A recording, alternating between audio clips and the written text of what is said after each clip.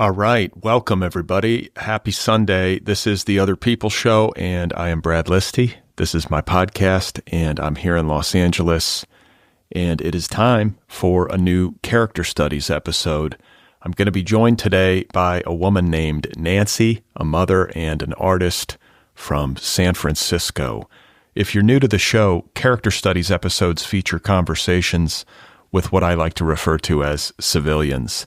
These are ordinary human beings talking with me about their lives, and they do so anonymously by first name only or by pseudonym. And today it's going to be Nancy talking with me from the Bay Area. We had a great conversation, and I am excited to share it with you in just a bit. Today's episode is brought to you by Mary Sue Rucci Books, publisher of the debut novel Tilt by Emma Pattee. It is the official April pick of my book club, the Otherppl Book Club. You can sign up for my book club over at otherppl.com. For only $9.99 a month, you get a new book delivered to your door every 30 days. That's less than the cost of a book. Sign up for my book club, and I interview book club authors on this program. I recently interviewed Emma Pattee. She was my guest in, I believe, interview 961. I think that's right. We had a great dialogue. Tilt is a riveting debut novel about a woman caught in the aftermath of a massive earthquake in the Pacific Northwest. Did I mention that the woman is 37 weeks pregnant? That adds an element. So it's a really intense book, but also a funny book. It's a very intelligent book. It's a good book. You should read the book. It's called Tilt, the debut novel by Emma Pattee, available from Mary Sue Rucci Books. I also want to give a plug to my new company. It is called Deep Dive, and it will be launching later this year. Deep Dive specializes in the creation of long-form educational audio, and the debut course from Deep Dive is called How to Write a Novel. I am the host of the course. I am the interlocutor. And this course is massive. It's more than 50 hours of never-before-heard conversations with dozens of today's leading writers, including Melissa Broder, Madeline Lucas, Purchista Hakpour, Steve Almond, Matt Bell. Who else? There's so many. And it's just an awesome undertaking, and it is in process at this moment, and it will be available later this year. I will be keeping you posted on this show. You can check out Deep Dive on the internet at www.deepdive.audio. Sign up for the Deep Dive newsletter while you're there, and follow Deep Dive on Instagram and Bluesky. So I think that's it. We're ready for today's character study. Once again, my guest is Nancy, and she is a mother and an artist from San Francisco. If you are out there and you or someone you know would be a great character studies guest, just remember that you appear anonymously. We just talk. That's basically it. And if you're interested or you know somebody who would be interested, you can email the show. The address is letters@otherppl.com. And you might put character studies in the subject heading, just so I know what it is.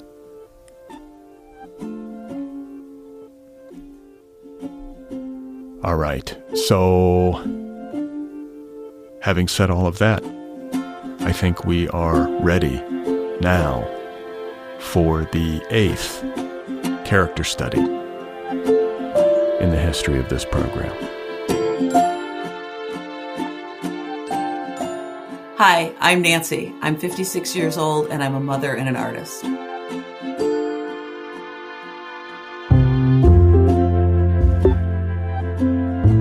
I was born in Madison, Wisconsin.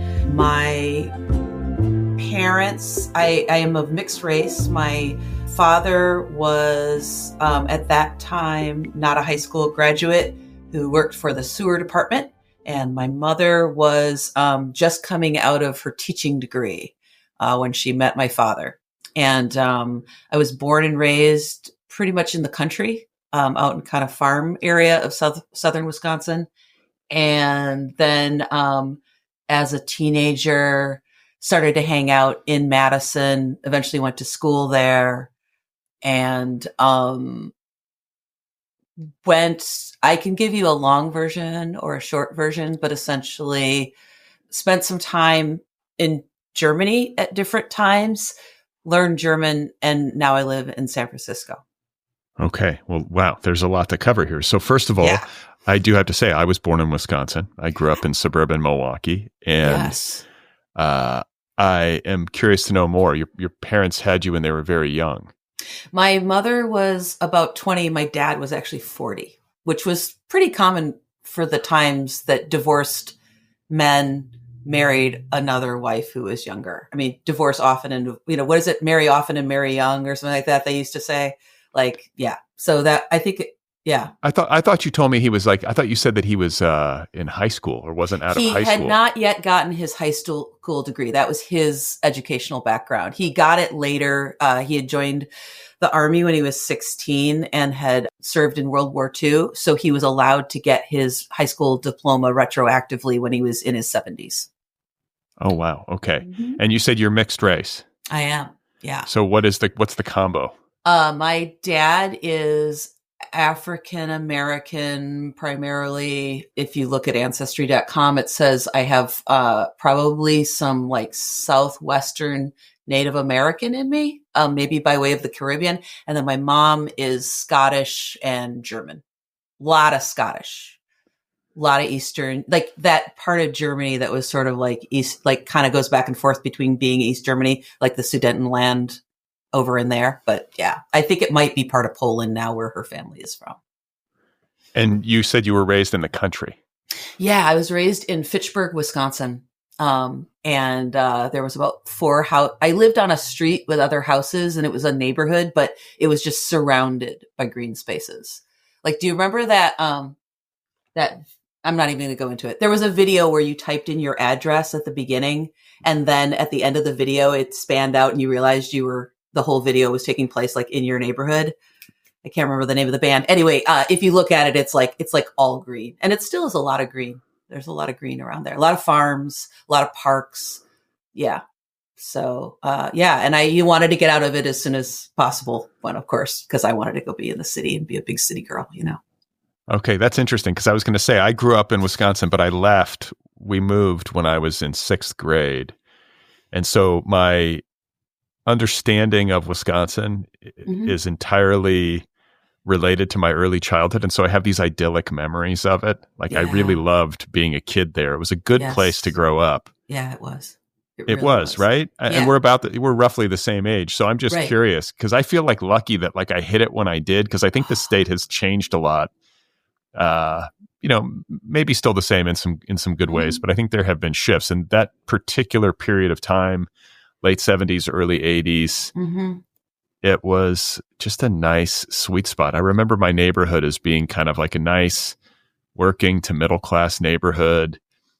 Everybody seemed friendly. I don't know. I just had like kind of a lucky go of it there. But then you said that, you become an adolescent, you go through high school, you were eager to get out. So was it not as good as I'm remembering? No, I think it was. I mean, and looking back now, I definitely, I spent pretty much all summer barefoot, except for when we mowed the lawn. Then we had to put tennis shoes on.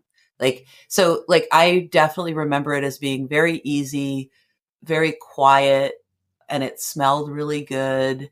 But I think that when you're, we were 16 in like 1984 and there was MTV and I wanted to go find what else was out there. And there was definitely always a sense as a person of color of like, whether I knew it or not, like kind of not fitting in to Fitchburg, Wisconsin. I was going to say Wisconsin, also a very white place. It is. My family, I won't go too far off on this, but my family has a long history there. My great grandfather escaped from slavery and moved to southwestern Wisconsin.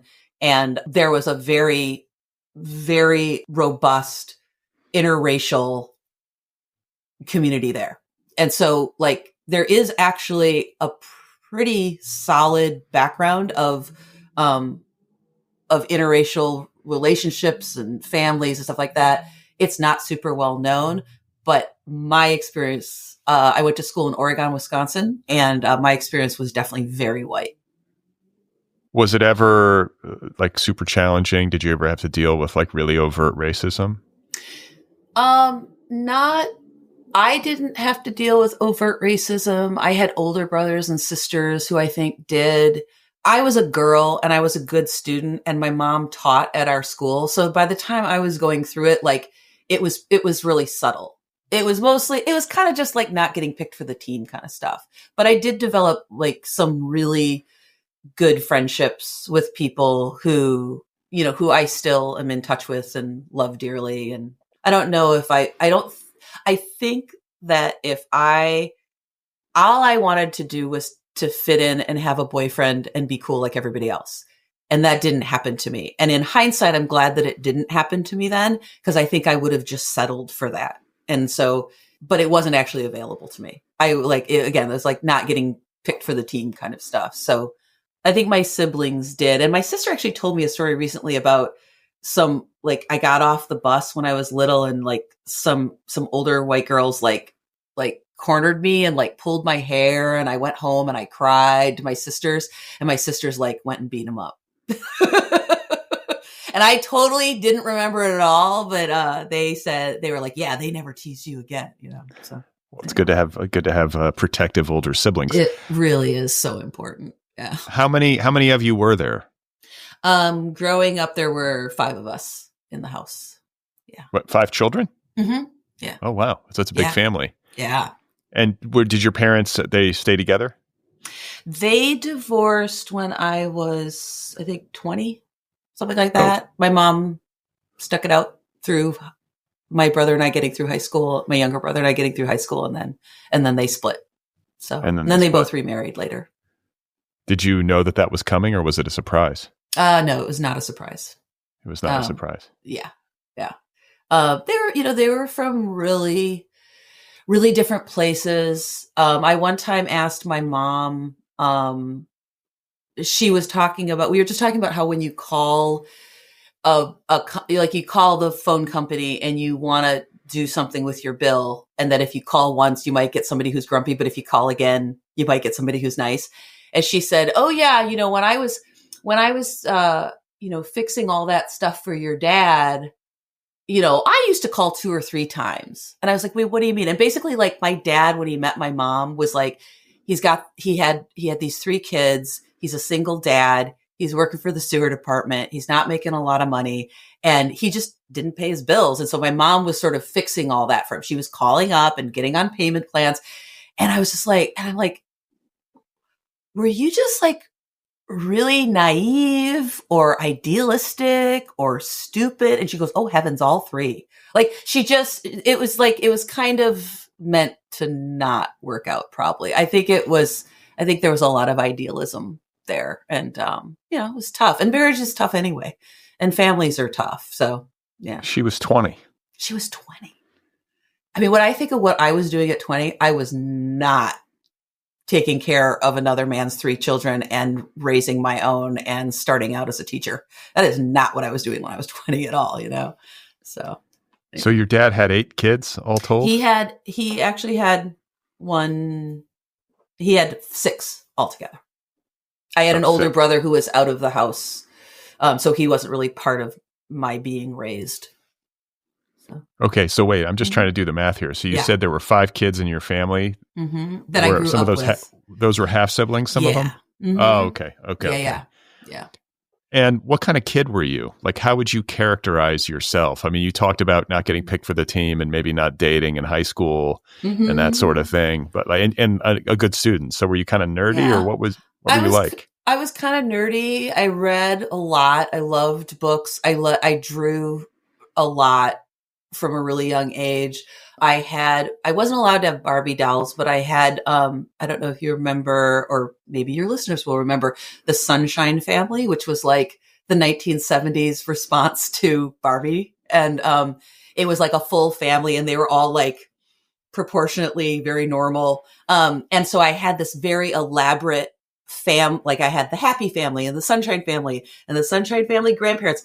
And I would make houses and stuff out of boxes, and like all of like everything around our house was up for being incorporated into those things. So I spent a lot of time just in my little dreamy world. I had a lot of report cards that said, Nancy's a good student, but she daydreams too much. So that's kind of who I was. I liked being outside a lot. We went camping a lot because that's back when camping was cheap. And we spent a lot of our summers. My mom was a teacher, so she had summers off, and we spent a lot of our summers camping, and I loved it. I loved being in a tent. I loved swimming. I loved canoeing, all that stuff, good Wisconsin stuff, right? Good, clean fun. Sure. Yeah. But camping is no longer cheap. It's gotten expensive to camp. Well, at least in California it has. I mean, you got to make your reservation in like February, and it's not, if I had a family with 5 kids, we would not probably be camping that much. Like, I just feel like it's a lot more expensive than it used to be. Why is everything such a hassle? I don't know, dude. I don't know. I think it's still easier in Wisconsin. My friends go camping in Wisconsin quite a bit, but I think more and more you have to have private property to go experience nature. I feel like California still has like a huge amount of public space, like waterfront property that is still, open to the public, and public beaches and things like that. But I think I think in a lot of places that's going away. Well, you eventually got out. What is it called? Mm-hmm. Fitchburg? Fitchburg. Okay. Yeah. So you go through high school, you're a good student, but you're daydreaming and you're doodling. Mm-hmm. And your parents are, probably by the time you're in high school, like maybe it's really strained, I would guess, if they ended up splitting a few years later. Mm-hmm. When you look at your childhood, I mean, we've talked about being biracial in a pretty white place. Like, that's definitely going to be formative. But when you think of your younger years, is there anything that happened that you would point to and be like, yeah, that really sort of made an imprint on me and set me on my course, or kind of made me in some fundamental way who I am? That's an excellent question. Well, okay. My mom keeps everything. And when about maybe 5 or 6 years ago, she sent me 8 banker's boxes of papers that were every single piece of paper that she had accumulated through my childhood. So it started with the gift tags from the gifts she got at my baby shower. And it went through report cards, drawings, assignments, projects, 8 boxes of this stuff. And as I went through it, I realized, I at least spent a lot of time in my 20s and maybe my 30s trying to figure out, like, who am I? What should I be doing? What is the secret answer to like what I should be doing with my life?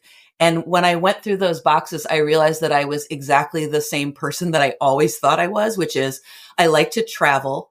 One of my best friends moved away when I was really little, and I became a letter writer. And so I still write letters. I like to eat food, and I do not have the Twinkie tree in my backyard that I had envisioned at age 8, but I still do love food. And I like to write letters. I like to make art. I like to swim. I like, so I think my formative, I don't know that there was any one particular event, but there's definitely a trend. I'm like, oh yeah, that's just pretty much who I am now. I like to get together with my friends. I like to laugh a lot. I think there were probably I have distinct moments that I'm sort of surprised I remember, that I'm like, wow, that's kind of crazy. Like, but then also there's things that I totally forgot, like that girl pulling my hair. So who knows what shaped me? I don't know. Yeah. Well, and like memory is very slippery. I don't remember. Yeah. I don't remember. Like it all just it goes and goes, right? Like the older I get, the less I remember about what happened all those years ago. Do you remember weird random things though? Yeah, there's stuff that's sticky. And I also have found, just especially as a writer, like the writing process, if you're working autobiographically and you're kind of digging around in your memory, it will sometimes unearth things that were previously buried. You're like, oh, Yeah. Like I totally forgot about that. But now, for whatever reason, something triggers the memory and it comes back to you. But yeah, I'm wondering, like, with all those siblings in the house and your parents, having maybe a difficult marriage, especially as you got older, like, did you have good relationships with your siblings? Like, did you get along with your parents, or was there strained relationships? I was really close to my mom until I was probably about 15 or 16. And then I wouldn't really call it rebelling, but it was just, my mom was an early childhood education teacher, and she started that when she was really young. So like, she was an amazing mother for a small kid, like the best, the absolute best. But I don't know that she was really prepared for me to be a teenager. And then my dad, it was always really difficult. He was kind of a tyrant. He was a drill sergeant and an alcoholic, and it was always really difficult. And I think through that, my siblings and we bonded around like, don't make dad mad. So there was a lot of like protection of each other. Like, my brother Paul got in trouble a lot. And so there was if Paul came home and said, don't tell dad where I was, it was like, okay, don't tell dad where he was. Like, I don't know anything. I don't know, So a drill sergeant and an alcoholic, that's a combo. Yeah. Yeah. I mean, and I will say, like, he stuck around. I mean, which is more than I can say for a lot of fathers, who aren't. And I think, and in hindsight, I think, he really was doing the best of how he knew how. Like, given the tools he had, he was actually doing the best he could. That probably wasn't good enough, but we definitely, like, at like the last probably 10 years of his life or something, we were totally fine. And we'd get together and, play dominoes and, it was fine. But, I had to separate from him a while. I just like stopped talking to him for 2 years and, had to make my peace with it and all of that. Did he ever stop drinking, or did he drink till the end? He did. Yeah. He quit drinking, I guess maybe somewhere around the time of his divorce. I was actually in Germany when they got divorced. So I don't know exactly like the exact sequence of events, but somewhere around there, he quit drinking. He did. Okay. Yeah. And your mom not being maybe equipped for teenagers in the way that she was equipped for younger children, like that relationship, like, did you fight, or was it just more like, I don't get you, and you just kind of floated off in your kind of adolescent direction? Yeah, I think I floated off. I think I wanted to just, teenagers, it's that tension, right? They want to be independent. They're totally unequipped to be independent. Well, they're sort of, so they got to go out and they got to test things and they got to make stupid mistakes, and hopefully the stupid mistakes don't kill them. And, I think that I started to feel like my mom's that like my mom maybe didn't know what was in my best interest. Like, I started to do things that I knew my mom wouldn't approve of, but that felt right to me. And I was like, like what? Like I remember maybe this is a pivotal moment. I remember one night, I did have a boyfriend who was from another school for like 2 months. And I remember he was supposed to come pick me up, and he was late. And my mom was like kind of saying, well, why is he so late? Where is he? What's going on? And I was like, well, he's at this party and he had to drive somebody home because they were drinking. And then she immediately turned that into he was drinking. And I was like, no, he wasn't. He was, so it became this thing. She said, you're not allowed to go out tonight. And when he gets here, I want you to tell him, because this is before cell phones, right? So you can't like call somebody and tell him not to come. I want you to go out there and tell him that you can't go out. And I went out and I got in the car and I left with him. And I was like, and I really liked him, and he was a nice guy, and he really did drive his friend home because his friend had been drinking. And I was like, and the next morning, my mom was a lecturer. my mom was a lecturer. And so she would just drone on and on and on about the ways that you disappointed her. And my brother Paul used to say, like, oh God, just beat me. Like, God, please just stop with the talking.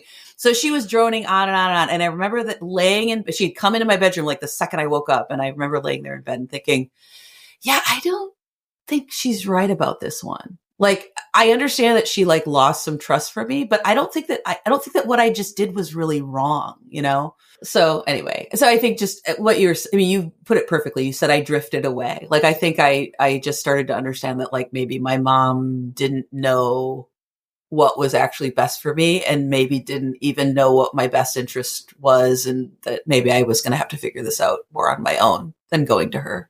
Yeah, I mean, I think that's kind of a universal experience on some level where kids begin to realize that their parents are human and maybe don't have it all figured out. Mm-hmm. Yeah. Yeah. And that if there's topics you can't talk about, maybe that's an indication that like, maybe you have to find your information elsewhere. So like what kind of topics couldn't you talk about? Never talked about sex, never talked about boys, never talked about drugs, never talked about drinking. Didn't even really feel comfortable talking about issues. She gets, even talking about like friendships and like how to navigate social situations. I was like, but you don't have any friends really. So like, I don't know that when I'm having an argument with my friend, like you're necessarily the best person to like guide me through that or like give me suggestions. So I don't know, just stuff like that. So how did you get out? You go to Madison? Did you go to school? So I go to UW-Madison and lived in the dorms and, had already gotten into the like sort of peripherally involved in the punk rock scene more and more once I got into college. And so then I was skipping class and going to Green Bay to go see the Doggy Style show at, the Elks Club or whatever. And like going to punk rock shows, stuff like that. So I was going to school and really loving being in Madison and not taking school very seriously. So I got probation my first semester. I got strict probation my second semester, and my third semester I got kicked out because of my grades. So then interestingly, I had gotten kicked out of school and I was working at like the student union and was at a friend's house. And I was like, I had studied German in high school because the only two languages were German and Spanish. And I had kind of not done well in Spanish. So I thought I'd start over with German. So I had a little bit of this German background. And I was at a friend's house and I'm doing the thing where I go, I just don't know what I should be doing with my life. Who am I? And she was sick of listening to it. And there was an ad in the newspaper for a nanny in Germany. And she said, here, Nancy, apply for this. These people in Germany need a nanny. And so I applied for it and then I got it. And then I went to Germany and was a nanny for a year. And then when I came back, my German was good enough that I could, they let me back in probationarily. And then I took German and ended up getting a German degree in school eventually. So are you fluent in German to this day? I'm pretty fluent. There's the language, there's a lot of like professional terms and things like that like I wouldn't necessarily know. Like, it's why I've never applied to work in a museum in Germany. Cause like there's so much sort of industry language that I don't know what that is because I never studied that part. And also the internet really changed things. Like there's a lot of language around. I understand things like they'll say, like they say Wi-Fi instead of Wi-Fi. So if I'm in a conversation, I understand what that means, but I wouldn't know to say, oh, my Wi-Fi cut out in German because I wouldn't necessarily know that the word for Wi-Fi. But I like to say that I'm fluent, but not mother language. Like I don't speak like it's my native tongue, but I speak fluently. Yeah, and then it kind of comes and go, depend on how much I'm speaking or whatever. But well, there's a pretty significant Germanic culture in Wisconsin. I remember that from being a kid. I mean, like there were like the liquor store in our town was called like the Schnapps House and. The spellings, but I don't know. There's just a lot of German and Scandinavian influence in Wisconsin. Totally. Tons. And I'm curious to know when you went over to Germany, when you were kind of at this lost period in your adolescence, like who did you nanny for? And like, what did that year do for you? Oh, that was really hard and really amazing. I nannied for a family in a town called Geretsheim. I still visit there. I love Geretsheim. I nannied for a family. I'm not going to name them by name just because I feel funny about that. But there was a mom and a dad, and they had just had their third kid. So they had a 4-year-old, a 2-year-old, and a newborn. And the father's brother was married to an American who had studied in Madison, which is why the ad was placed in Madison, because they were looking for like a good, honest college town to find a good young person. And I found out later that actually somebody else had gotten the job over me because her German was better, but she hadn't gotten kicked out of school. So she couldn't arrive in Germany when they wanted her to arrive. But I had no commitments. So I was able to just go over there. The grandparents, the father's grandparents lived in the town. The mother's grandparents lived in the town, or the mother's parents lived in the town right next door. The aunts, and then there was an aunt who also lived in the town, and the uncle lived in the town. And it was Saturday lunch at grandma's house, and afterwards she would give me 10 Deutschmarks and a chocolate bar, because that was, a little pocket money and some chocolate every Saturday. And she taught me to knit socks, and I just absolutely adored her, and I think she adored me. I think that she knew that I really do like kids. I'm not just like, oh, I'm really good with kids. Like, I genuinely like kids as human beings. And I think that she knew I was really caring for her grandchildren, and she just saw it. And, she was war generation. I mean, those people know how to cut through the bullshit to the real stuff, because they've been tested, So I learned, I always say everything I learned about being a healthy family, I learned from them. And I just actually 2 years ago went to the wedding of the middle daughter and cried like a baby the whole time, because it all just warmed my heart so much. So, I bet.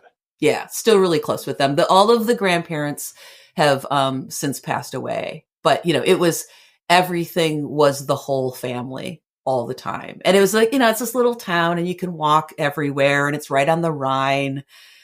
And I was also just, I shaved off my mohawk right before I went. So I was still like, when I was there, it was really hard, and I thought it was stupid and boring and wanted to leave the whole time. And then in hindsight, I'm like, wow, it really put me face to face with myself. I had partied really hard when I started college and stuff. And I think just, being stuck in this little town without any distractions. It just made me face myself in a lot of ways that I wasn't comfortable with. And, and I got to travel a little bit. Like, I went to Berlin before the wall came down and stayed with people there. And I lived in Berlin the summer after I nannied. I lived in Berlin for 3 months, trying to establish myself, and didn't. But it was a really good experience. I still love them dearly. I have pictures of them on my wall, like right behind the computer that I'm looking at you on. So yeah. So that's a major formative experience. That was a major formative experience. Yes. Yes. And you had a mohawk. I did. I had a mohawk up until, and it varied in size and height and all that, but up until, right before I left. I think I actually cut it off like a month or two before I left, so that like my hair would grow out a little bit. I didn't want to freak them out, Scare the children. Scare the children or whatever. What did you look like when you landed in Germany? What did your hair? I looked so much like I look right now. I had short brown hair. I used to wear a ton of makeup when I was into punk rock, so I probably was still wearing a lot of black makeup and stuff like that. But it was kind of just the same, just kind of a stripped down younger version of what I am right now, I think. And you weren't partying in Germany. I mean, you had responsibilities. You had to take care of these kids. Yeah. And I didn't have any money, and I couldn't, it was this little town where kind of nothing was going on, and it would have, I was always nervous about like taking a train to like go into town to go to a club that maybe I heard about, because I was always afraid about like, well, what if I run out of money, or like, what if I can't find the train home? Or I was pretty nervous, and so, and I didn't know any people my age. I hung out with old people and children. And the parents, they're Germans, like they hang out and they drink beer in the backyard and all that. But like, they were all like, they're also parents. So they're not like, they partied for parents, but they're not going to take me out to a club, and stay out till 2 a.m. or something. So I just didn't have, I had like they paid for my room and board, and I had a small, like, monthly, amount that I got, but it wasn't, it was sort of enough to, like, pay for my mail. And like, my friend worked at the American worked at the Army base. And so when I wanted stuff like macaroni and cheese and Reese's peanut butter cups, I'd go to the Army base with her and buy them there. So like, I don't know. I just didn't have a lot of walking around money. So it was pretty boring. And then towards the end of my time there, they actually opened up a club in that little town. And I met a couple of people, and I don't know, but it was nothing really ever took in any grand way. So it was a lot of just, I slept with the kids a lot. Like I slept with the newborn a lot, because I had nothing else to do. And we were, he just texted me a couple days ago, was like, hey, Nancy, I'm in Mexico right now. He came to visit with his friends, and we had barbecue and invited our neighbors over, and our neighbors were like, so how do you know Nancy? And he said, she was my nanny. It's really hilarious. Like 34 now or something like that, So, okay. So you said that this family sort of taught you everything that you know about how to be a family, or like taught you a lot. Yeah. What did what was the example that they set that you really internalized? I remember Laura was the middle one, and she was just like, she's still like a really strong human being, takes no gruff. And I remember their dad coming home and like leaning over her. She's sitting on the couch, and he's leaning over her, and he's telling her that she has to go take a bath. And she like pointed at him and said, like, no, father, I do not need to take a bath. And then he was like, no, Laura, you have to take a bath. And she like kind of like slapped at his face or something like that. And I remember having this like, cause like, that is not something that even saying no to my dad was not an option. And I remember just being like, oh, he's so and seeing like the bigness of him and the littleness of her, and realizing like, oh, because she's tiny. Like you don't treat that child like as if an adult had hit you. She's small, and just, so there was sort of those moments. And then I remember one time, the mom coming down and say, like, the father had left for work, and the mom saying, did you notice I'm very upset with him this morning? And I was like, no, I didn't see that at all. Like, I think there was a lot of peace and a lot of kindness and a lot of just like don't sweat the small stuff kind of thing. And the grandparents were just, my grandmother did a lot to help us as kids. She was the only grandparent that I knew, but my mom's father wanted nothing to do with us. I had never met him. And so my grandma was limited in what she could, she was a wonderful grandma, but she was limited in what she could do to assist our family. And Grandma Katerina, many years later, said to me, I just want to make a strong family. Like, that's it. That's her mission statement. You make a strong family. And so I think there was just a lot of like, you support them, you make sure everybody's got everything they want, and you just, nobody goes hungry. Nobody goes without love. I don't know. There was just, it was just really, it's really basic stuff. Yeah. I think the parents are great. To this day are great communicators. I see them, they're really friends. That's really, I love being around that too. And I think also the fact that they all lived so close to each other and just were such a constant part of each other's lives was just really good for them. We were pretty fractured. My dad's parents were a lot older, and my mom's parents, she married this black man and there was this problem. And, so like, and my mom was an only child. And we had a lot of older relatives on my dad's side that we were always visiting and going and seeing and stuff. Where were they? They were mostly in the country. We spent a lot of time at my Uncle Otis's property out near Hillsboro in Wisconsin. He had a farm there, and that was sort of like, oh, we're all going out to Uncle Otis and Aunt Blanche's house. And they it was funny because they had a water pump and they had an outhouse.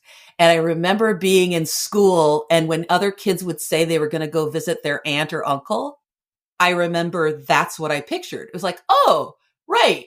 And you go run around in the fields and you get to pump the water pump and you go, and then one of my classmates was talking about like their uncle's apartment in Chicago. And I was just like, wait, your uncle lives where? Like, where is his water pump then? Because I thought all uncles and aunts had water pumps. And then we also spent a lot of time. There was a period where my Aunt Doris was babysitting us, and my uncle Otis and my Aunt Blanche had moved in with her, and my brother and I would go to their house. So there was just a lot of like being around old people, but they weren't quite so involved in our daily operations the way that this German family was. So. And your maternal grandfather had an issue with the fact that your mom married a black guy. Is that what it was that made him not be involved in your life? Yeah. And I think it was also that my mom was an only child and she was an excellent student. And I think she probably went to college on like a full scholarship. And I think there was a lot of hope. I mean, this is again, back in the day when like, maybe what you do in college is go find a husband. So I think there was a lot of expectations of her, like meeting a good young man with a college education, and that was going to sort of elevate the family. So the fact that my dad was a divorced father of 4 kids working for the sewer department just didn't really align with his picture of what was best for his daughter. And I'm sure the fact that he was black didn't help, but it was all of the things. Well, and I think this family in Germany, like as you were describing it, like this like kind of town where you can walk everywhere, you're right on the river, the family generationally lives close by, like everyone's sort of in community with one another. Yeah. I'm like, yeah, for sure. I think that's the way that human beings are like programmed to live. And a lot of us don't live that way because everybody moves to different places and has different paths and careers. And I've said this before on this show. I don't think it's great for people. I don't think it's great for families, and I don't think it's great for anyone. I think we need that family unit, assuming that it's functional and relatively healthy. Right. And we don't have it. Right. Right. Yeah. We're all sort of dealing with the hangover of being sold the nuclear family, I think. Like everything we're dealing with now is because we were sold that package. Our parents were definitely sold that package. Also, like they didn't have a choice about being close because like they rebuilt after a war that was in their country. So like, here's a really good example. So I would say to the grandma, so what are you doing tomorrow? And she would say, oh, we're having coffee and cake with the Schillers. Oh, who are the Schillers? Oh, well, they're the family that lived with us after the war. Because, like, they didn't have a house. So you had them live in your living room, And, like, I remember, I have definitely thought to myself, like, what would I be willing to give up? Like, if we could all give up something, give up maybe, like, my living room. If everyone gave up their living room and it meant that nobody had to live on the street, would I be willing to do that? I don't know. I mean, and granted, these were your neighbors. These weren't necessarily a stranger, but still like, it's like, there was such a like, well, of course you help the people who don't have a house, So I think some of it is that stuff too. So I think there was a forced situation of working together. And maybe we just, haven't had to do that as much, maybe. I don't know. That's a pretty off the cuff theory.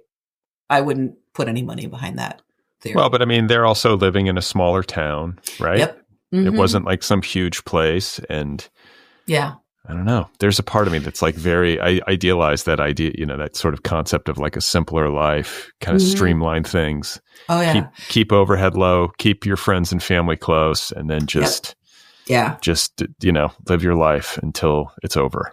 Yeah. Neither of the grandparents ever drove, and they didn't have a phone until the 80s. And they seem pretty happy to you? Oh yeah, definitely. They were just literally like, they were just happy. Like I could tell when their grandkids had enough to eat, how happy it made them. Like when you've starved, having your kids have enough to eat is like a pretty big deal, Yeah. So, and I think also, I think that, there's just other places, and I don't think Germany is the only place that does this, but just we also, I feel like we're sold a real message about individualism here. And I think like it's a country that's set up for it's community. Like, how when you go to a college campus, it's like, there's great signage. There's really good public transportation in general. There's like affordable places to eat. Like they set things up for them to work for everybody. Like one of my favorite things to do when I go anywhere is to use the public transportation and see how easy it is to use as a person who oftentimes like doesn't speak the language or whatever. Like how easy is this for me to navigate? And I am blown away by how easy it is to like go to Berlin and use the subway system there. Like it's incredible. It's set up for people to use. It's not set up for, with that great phrase about like, the sign of a good society isn't that everybody owns a car. It's not that the poor people own cars. It's that rich people use the public transportation. Like it's really set up for a society where like, and definitely there's inequalities in Germany. I am not trying to, romanticize it. I feel like when they rebuilt with everybody in mind. Like, how are we going to get, how are we going to get people to school and to work? What's the most reasonable way to do that stuff? How are we going to get people health care? Like, I feel like that was the national health care system in England, I think, was born out of the war. Like a lot of that, maybe those sort of like public initiatives or civic projects. It's kind of sad that it took such an awful thing to sort of instigate this stuff, but that's what it was. And we could learn a few things maybe in America, you would think, but. Yeah, I think it's also interesting. I was just talking about this with my son this morning about how in Germany, at some point, they decided maybe they were going to have real strict abortion laws. But one of the things that they decided was that if we're going to make it hard to have an abortion, part of our responsibility then is to have a totally sustainable network set up for people to have kids. So, for example, the woman that I nannied for was a school teacher. She got 2 years off of paid maternity leave for each of her kids. She was off on maternity leave for 6 years because she had 3 kids, each 2 years apart. And when she was done, she just got her job back. And in that time, a student teacher or like a substitute was allowed to have like this long-term, had her position. But like, can you imagine 2 years off of paid maternity leave with like a check coming from the government because you're a mother? Like, can you imagine if we did that here? Or like, oh yeah. And then there's, their education system with kindergarten gets a little funky because they send all the kids home at noon, whether there's somebody at home or not. There's kind of a problem there. But I'm not going to idealize everything, but there are some things of like, yeah, well, if you're going to make people have kids, you need to remember that those babies are going to turn into children. And then what are you doing to make sure that those children have health care and have 3 meals a day and have a roof over their head and get an education? Like, are you going to actually support those kids, or are we only interested in babies, So right. There's just some good civic thinking there, I think. So yeah, it's like, it's not all great, but you take the good, like, why can't we just steal the good stuff? Like steal the good ideas. A la carte. Let's just a la carte that. That's right. So, All right. So you yeah. go, I want to cover like your adult life. Like what happens to you in your 20s and 30s? Right. So then I go back to Madison. The wall comes down after I get back, which is unfortunate. I'm going back to school. I'm smoking a lot of weed. I decide that, so I end up getting a German literature degree. I went back to Germany and studied there for a year in Freiburg, which is also amazing. Beautiful city, by the way. If you ever get to Germany, like go to Freiburg. It's gorgeous. And then, I graduate and I kind of like job around. I'm waiting tables. I know that I want to do art, but I don't really know to get in. Like, I don't really know where to start. So I decide that I'm going to get a job doing something that's art related and they pay me. And I don't care how much they pay me, but I'm not going to pay for more education. I'm going to have somebody else pay me to learn something. And there was a frame store near my apartment. And I would go by about once a week and I'd stick my head in and I'd say, "Hey, you guys hiring at all?" And they'd say, "No." And then I'd leave. And then I did that for about 6 or 7 months. And then my boyfriend at the time had a art show in the front space of this frame shop. And at some point they were looking for somebody and they said, "Well, Robert's girlfriend's always coming in here and asking for a job. She seems to really want to work here. Why don't we call her?" So they called me and they said, "You keep coming in and asking for a job. And now we have a job. Do you want it?" So I started working at this frame store.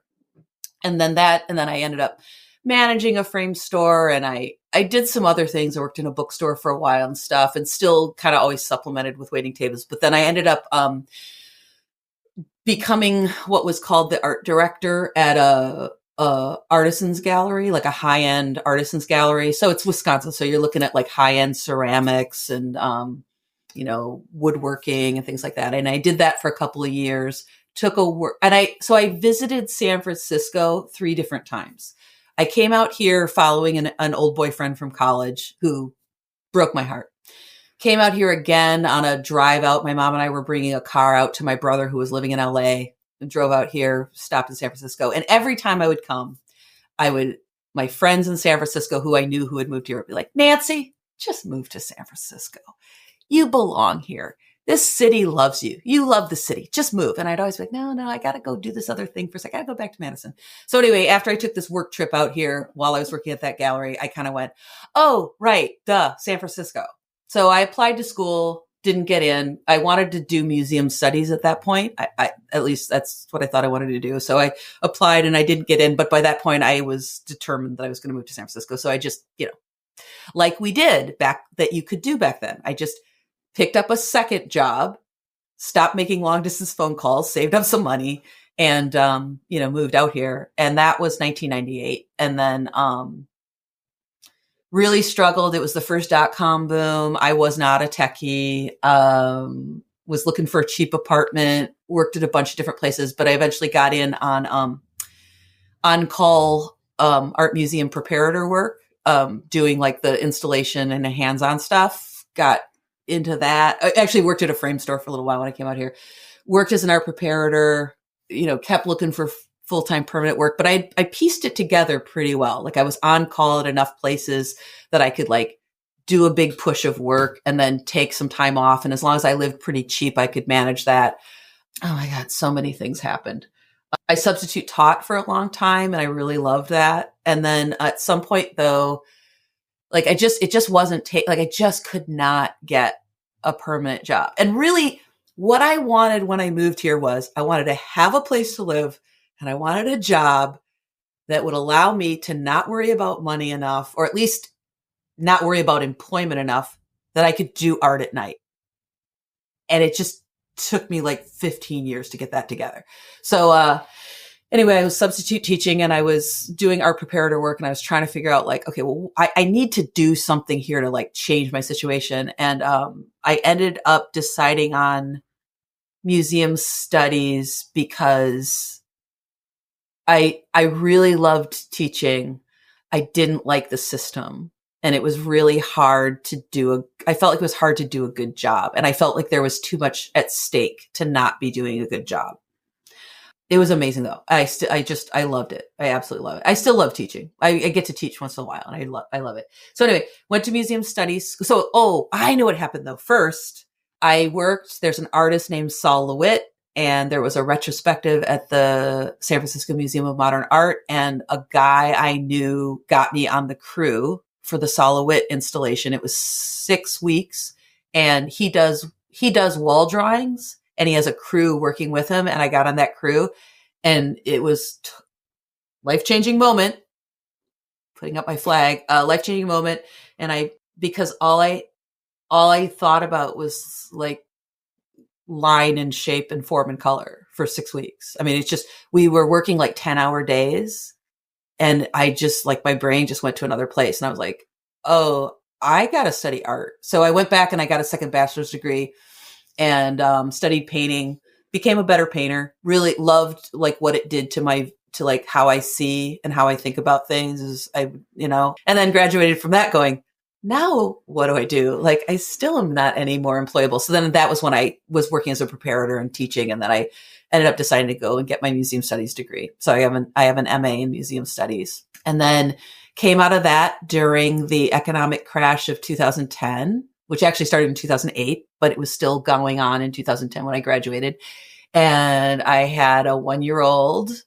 My husband was working full time, but I was the primary caregiver of our son, and didn't have a lot of flexibility, and really, really, really struggled and cried a lot because it was really hard to find a job. And then pieced together some stuff from some internships and part-time work and all of that. And then eventually the SF MoMA they had just done a huge expansion, and they were doing their big push to hire.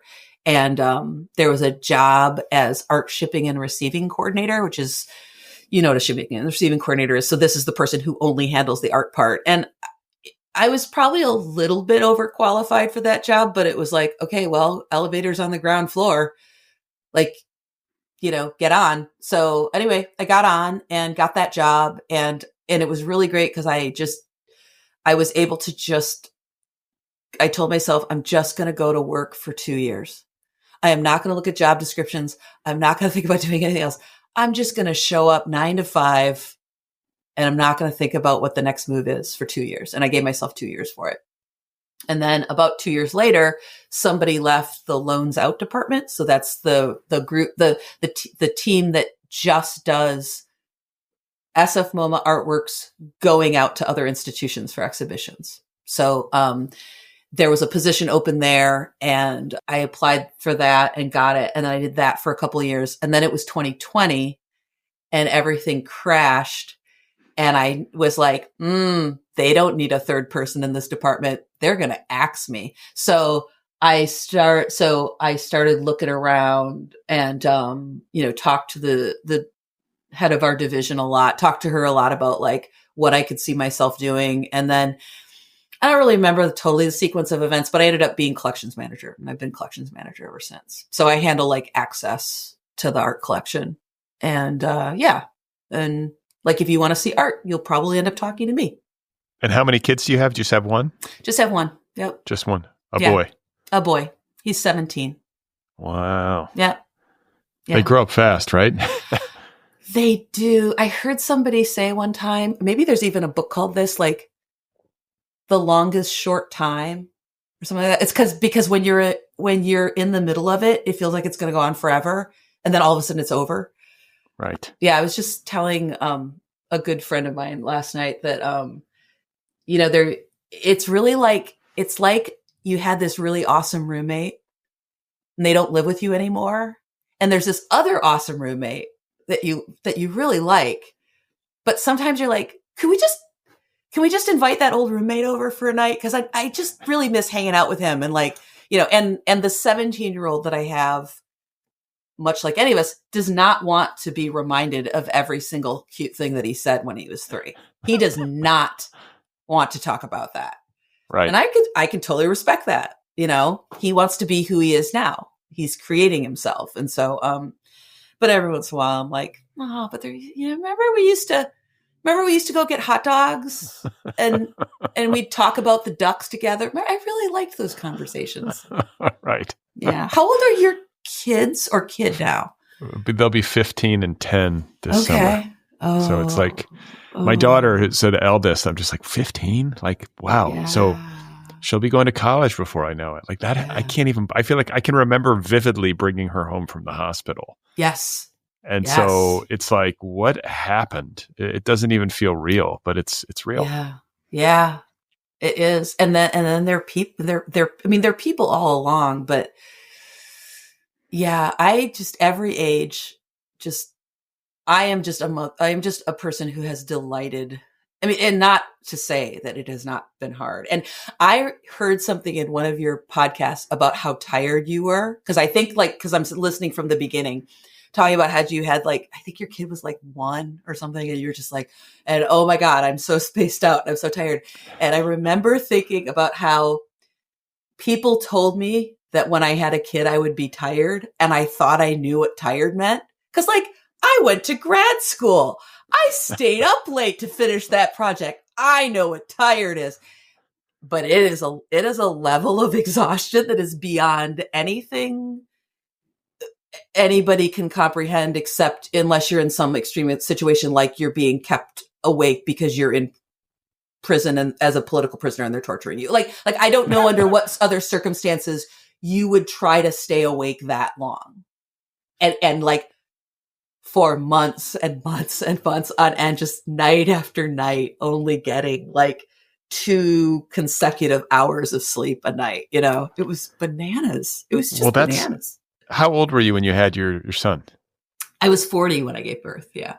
Okay. So that's like, I feel like the close to the tail end of when you can do that and not hurt yourself. Absolutely. Trying to keep up with a toddler and staying up all night when the baby is waking up, because I sometimes look at these people, it's usually men who are fathering children in their 70s and stuff. I'm like, what do you I guess they're not waking up with the baby would be the guess, but there's no way you could do that. Yeah. I mean, I think, I look at the family I nannied for and they had the mom got to nap more than I did, they had a nanny. That I was sleeping with the baby at night a lot of times because I would put him down and then I'd fall asleep or whatever. And they had grandparents around, and I think a lot of it, back to your point, has to do with how much support network you have around you. I don't think it has to be like that. I think we've set it up to be that way. But yeah, no, oh my God. Well, and even the difference between when I used to run around, because I was 20 when I nannied, and just the difference between running around after toddlers when I was 20, thinking, no, I knew what it was going to be like, and then being 40 and running around after a toddler. Oh my God, it was so tiring. It was so tiring. Yeah. Yeah. So, and how did you meet your husband? I'm curious. I met him in Madison originally. But Madison is one of those towns where kind of everybody hangs out in the same scene. So you kind of date people, everybody kind of, there's a good chance that your roommate may have dated some guy that you are now dating. It's a pretty tight community. So he showed up in town and kind of became part of the scene. And actually I got to know him really well. My boyfriend at the time and I would go into this sandwich shop, Mildred's Sandwich Shop, which is no longer there. And it was one of these places where the employees were just sitting at the booth smoking cigarettes between customers, And so we'd go in and we'd have our sandwiches and then you'd hang out and play cribbage or whatever. And I went in one night to get a sandwich and my husband, Sean, was sitting there and he said, yeah, I got into this Hazelton study. Remember Hazelton studies? Those medical studies that you'd go into and test medication. He's like, yeah, so I got into this Hazelton study and I don't know how to tell Nels that I need 6 weeks off of work, but I really want this job when I get back. And I was like, well, I'll work for you. I'll just take your shifts. I didn't work there. I just assumed it would be fine for me to take his shifts. And it was. And so I ended up taking his shifts while he did the Hazelton study. And then when he came back, we ended up working shifts together. So then I sort of knew him. He actually moved to San Francisco 2 years before I did, with another girlfriend at a totally different time. And then when I came out on my business trip, I was like, oh, I'll go look up Sean. And then we ended up hooking up. And so then like by the time I moved out here, I don't know, it was sort of a vague beginning, but we were sort of dating, I guess, when I moved out here.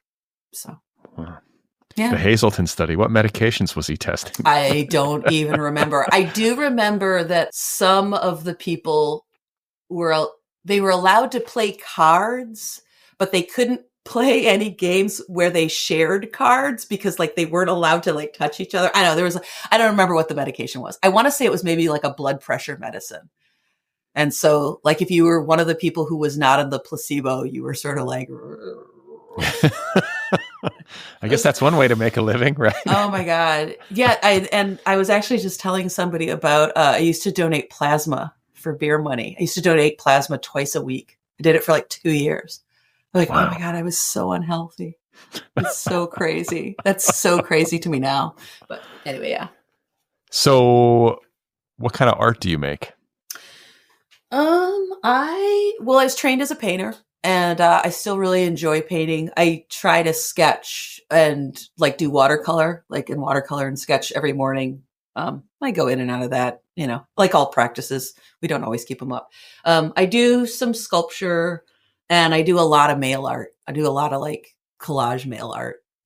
There's something. What does that mean? What is collage mail art? Like, it started because in San Francisco, there used to be these little advertisement boxes that had companies would stack advertising postcards in these boxes. And when you went out to bars and stuff, usually near the bathroom, there would be this display case of postcards. And I started taking those and then collaging on top of them because I was new to the city and I was sort of sending postcards to my friends back home.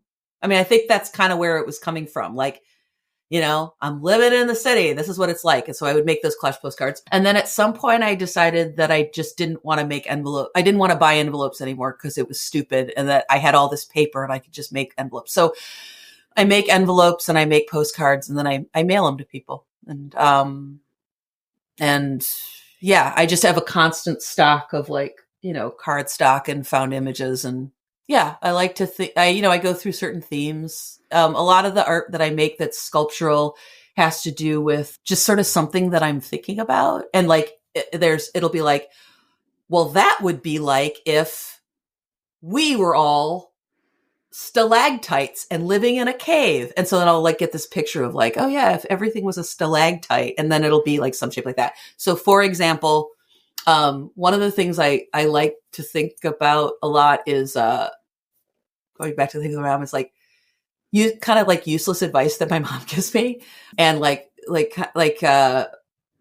so anyway, so I did this piece recently. There's a space here called Right Window. And my friend Tanya used to be a curator there. And she was trying to push me to do art. And she said, well, what if you had a show at Right Window? Then you'd have to make art. And I was like, yeah, okay. So I made this piece that's called Everyone Wants to Be a June Bride.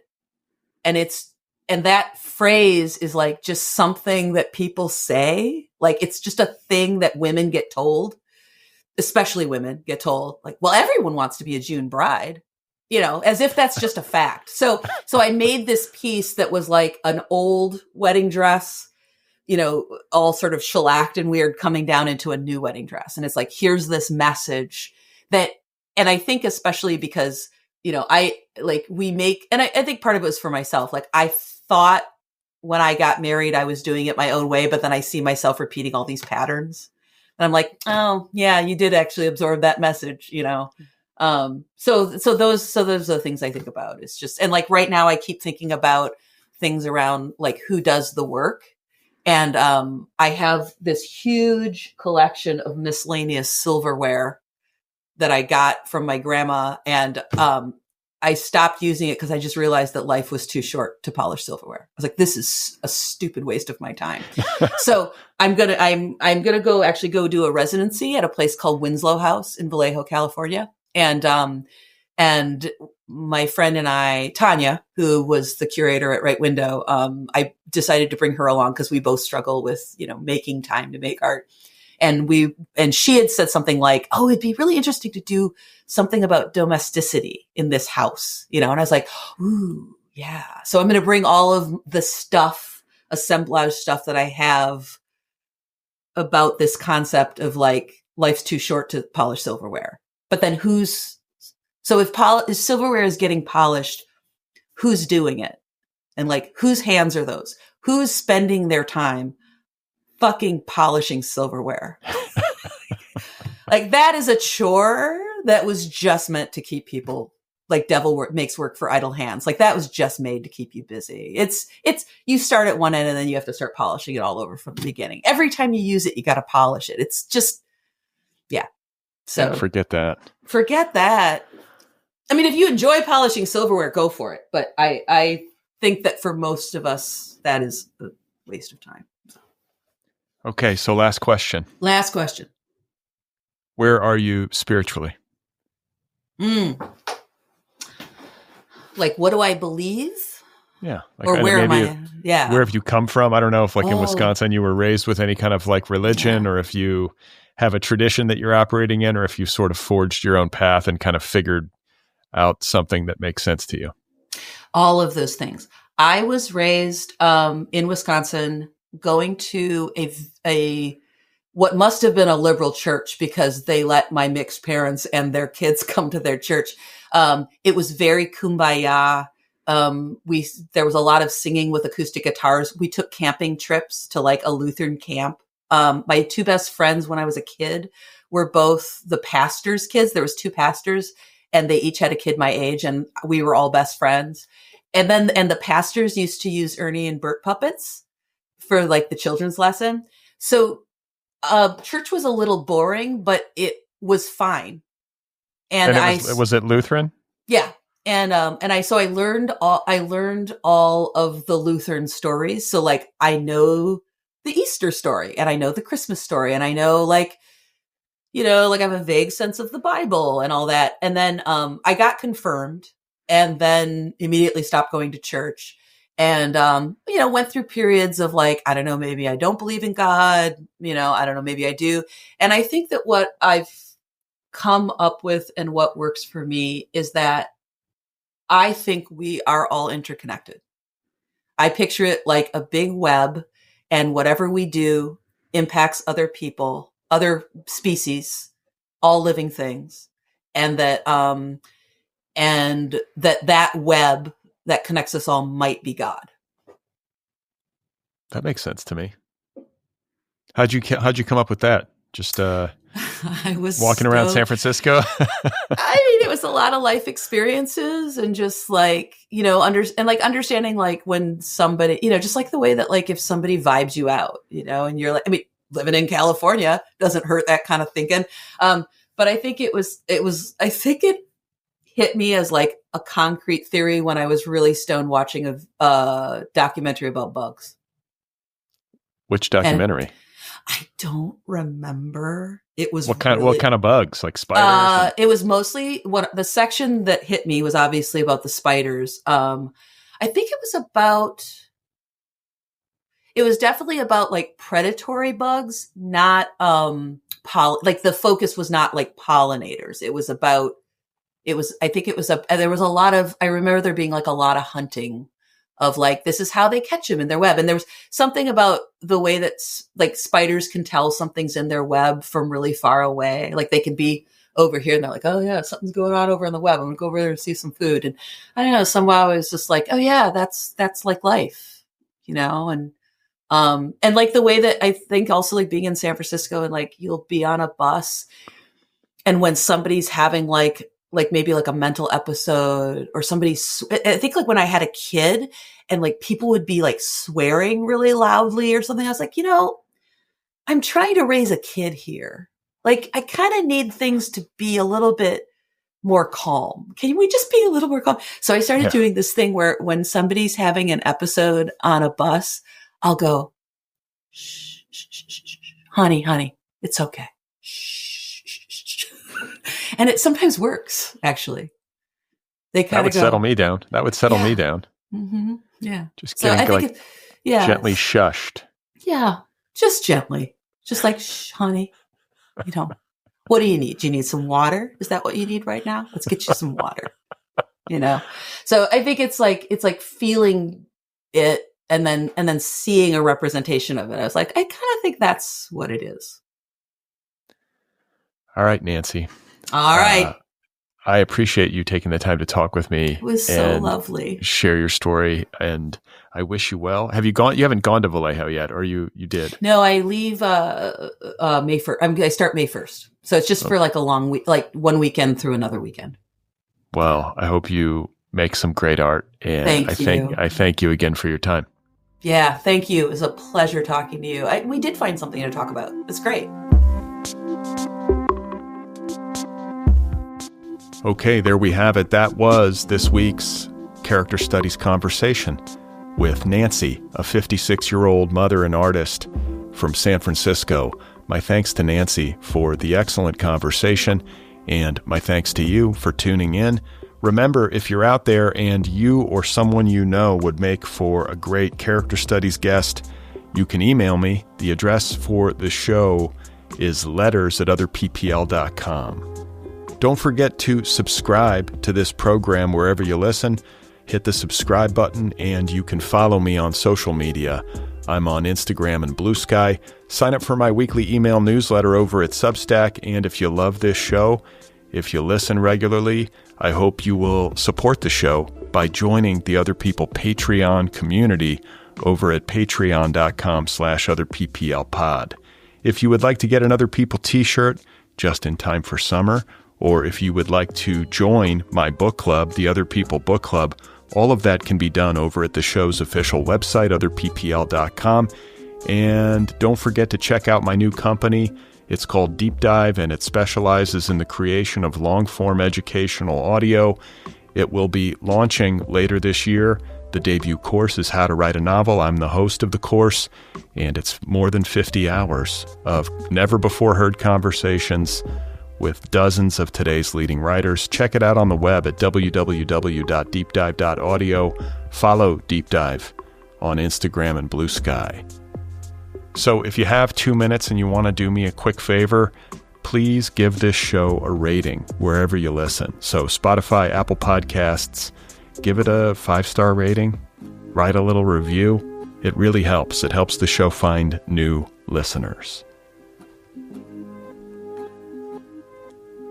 All right, so coming up on Tuesday, there's going to be a new Craftwork episode called How to Make a Living as a Writer.